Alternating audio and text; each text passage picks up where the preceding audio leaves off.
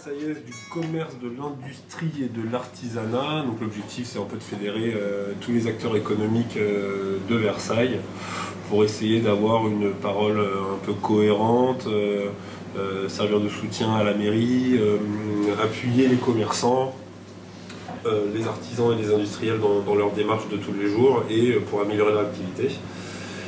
C'est vrai que là, en ce moment, avec les conditions un peu particulières qu'on connaît, ça se traduit essentiellement par un soutien, je dirais, juridique dans les démarches à faire, beaucoup de discussions avec la mairie notamment sur les mesures qu'on peut prendre, que ce soit économique ou par exemple, dans mon cas particulier, les questions des terrasses, toutes ces choses-là pour essayer de faciliter un petit peu le commerce en ce moment.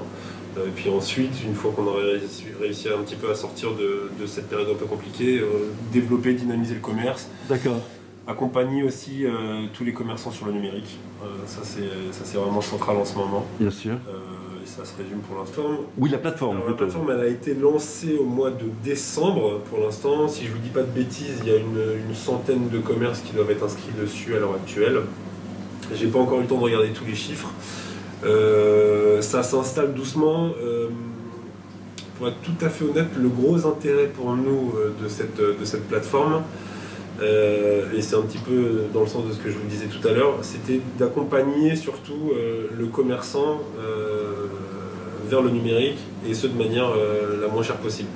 Donc là, vous avez notamment, grâce à la participation financière de la mairie, tous les abonnements qui sont pris en charge sur l'année 2021, les frais bancaires qui sont pris en charge aussi jusqu'à fin avril, si ma mémoire est bonne.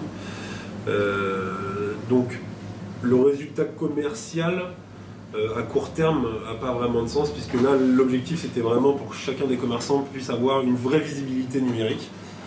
Ensuite, après, ce sera à chacun de s'adapter personnellement, de proposer peut-être des offres particulières et de voir ensuite, de faire un point sur ce qui manque, comment on peut améliorer cette plateforme-là, comment est-ce qu'on peut faire en sorte que ça fonctionne un peu mieux.